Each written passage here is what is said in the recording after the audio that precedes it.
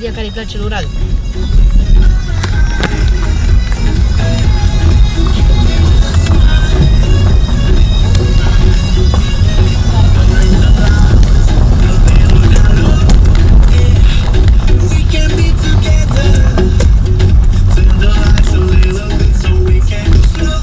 Nu te du mai încolo, că mi-e frică.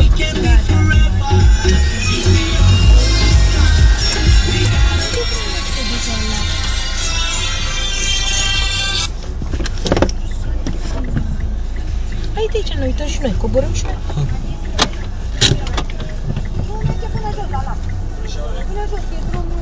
Și merge? Se poate? Merge, e drumul, mă duce un pic. E drumul pietruit.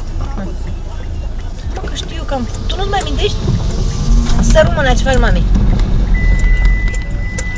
Da? Da? Cu cine am vorbit?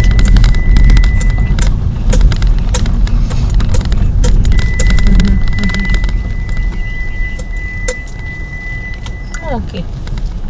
Da? Bine, mă.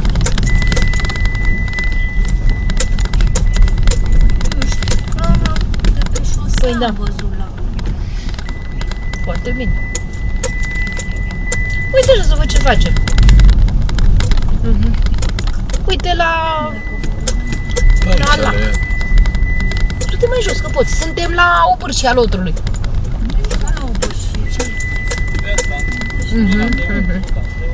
Da? Bine. Hai. Nimic. Zi lui Gabi când poate să mă sună să vorbești și eu cu ea. Să vorbești și eu cu Gabi când poate.